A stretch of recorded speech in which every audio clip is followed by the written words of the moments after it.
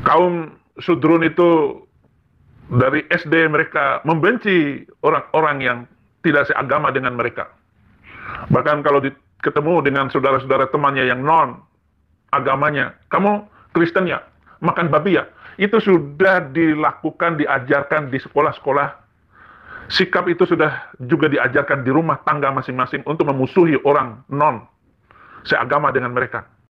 Assalamualaikum warahmatullahi wabarakatuh. Masih kembali di channel terbaru saya. Terima kasih kepada teman-teman masih setia menonton, mendukung, menyaksikan konten-konten dari channel ini. Tentunya kita sudah melihat bagaimana cuplikan videonya. Kalau ODGJ kita ceramahin, kita suruh dia kerja, dia ini tidak akan mau. Sampai kapanpun dia itu tidak akan mau. Tapi kalau kita kasih rokok satu batang, kita kasih uang 5.000, itu cepat-cepat dia rebut. Ini ODGJ. Itu sama halnya dengan Saifuddin Ibrahim ini. Kata Udin Bongak Duda Tua ini, kita itu sudah diajarkan untuk membenci Kristen di sekolah ataupun di rumah. Ya, saya rasa di sini kita tidak pernah diajarkan untuk membenci orang lain, untuk membenci Kristen, Konghucu, Buddha, Hindu. Itu tidak pernah diajarkan. Inilah akibatnya orang kalau sudah terkena ajaran NII dari Panji Gumilang, Negara Islam Indonesia. Jadi Saifuddin Ibrahim ini murtadnya kan dari NII, Negara Islam Indonesia ini. Kalau kita dibilang diajarkan untuk membenci orang Kristen, kita tidak pernah diajarkan untuk membenci orang Kristen.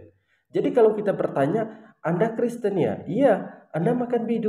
Iya. Sebab ada di Kristen itu yang tidak makan B2. Ada yang di Kristen itu tidak makanan yang berdarah. Itu sama seperti di Islam, sama seperti di Buddha, Hindu. Ada sebagian aliran mereka itu tidak makan hewan, tidak makan kambing, tidak makan sapi. Jadi kalau kita bertanya seperti itu wajar. Pada teman-teman silahkan tonton sampai selesai agar kita tidak gagal paham. Tapi sebelum kita lanjutkan seperti biasanya, silahkan tekan tombol subscribe-nya, bunyikan tanda loncengnya, dan silahkan share videonya. Selamat menyaksikan. Saya menginjil. Apakah menginjil itu membawa jiwa datang kepada Kristus? Bagaimana caranya? Ya, kasih senjata, makan senjata. Tuhan makan senjata. Kasih aja ayat-ayat mereka sendiri itu untuk digombal-gambulkan kepada telinga mereka, otak mereka, hati mereka. Karena mereka itu bawa senjata seperti itu.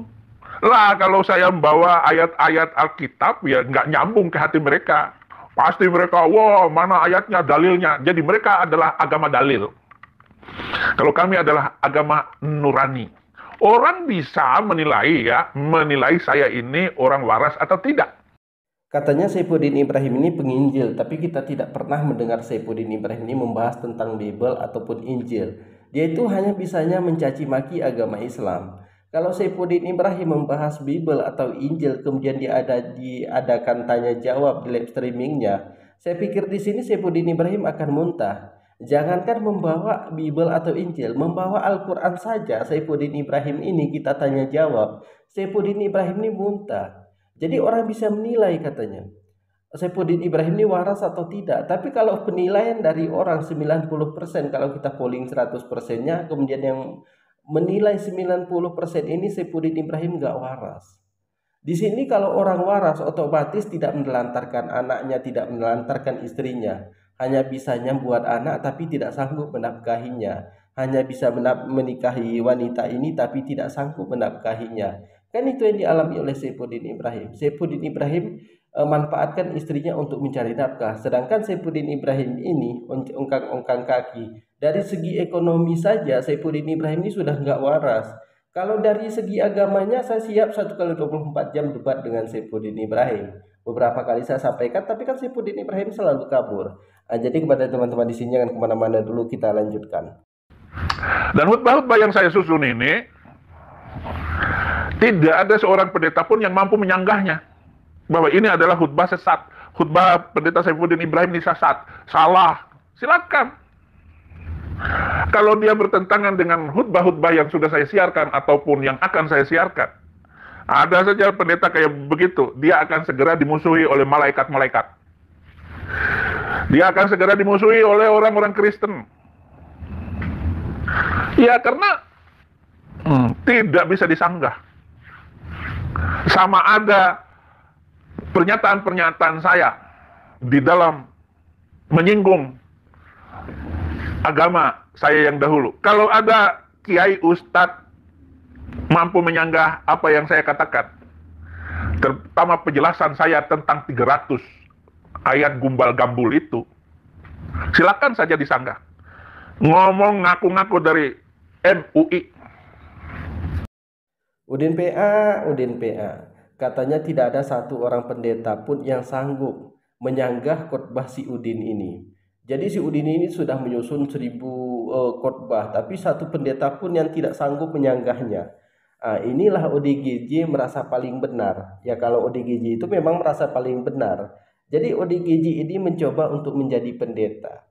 Si Udin ini kan mantan satpam, ngakunya mantan ustadz. Kalau dia mantan satpam, masuk ke dalam agama Kristen nggak laku. Kalau dia ngakunya mantan ustadz baru laku.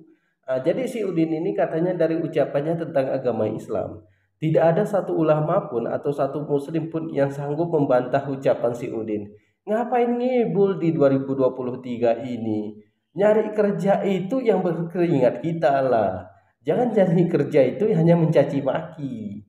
Jadi kalau tidak ada kita itu sanggup membantah ucapan si Udin, otomatis muslim itu tidak masuk ke live streaming si Udin. Kalau si Udin mencantumkan nomor link dari live streamingnya, kita selalu masuk. Tapi ketika kita mau bantah ucapan si Udin itu cepat-cepat dimatikan. Kalau bisa debat dengan si Udin, dengan murtad manapun saya sanggup. Berhari-hari bahkan saya sanggup kalau debat dengan murtad ini. Jangankan dengan murtad, dengan pendetanya saja saya sanggup. Dengan Bambang Norsena sekalian saya sanggup kok. Jangankan sama ODGJ, Udin ini kan ODGJ, mantan satpam yang aku punya mantan ustadz, biar laku. Demi rupiah anak pun dilantarkan. Yaitu bukan dari istri pertama, dari istri ketiganya. Istri si Sarah Ayu itu istri ketiganya itu. Demi harta istrinya dibuang, anaknya dibuang. Ini kan pendeta ODGJ kalau seperti ini. Jadi saya tunggu kalau si Udin mau debat dengan saya tunggu. Kapanpun siap. Mau jam 12 malam, mau kapan pun siap kalau debat dengan si Udin. Assalamualaikum warahmatullahi wabarakatuh.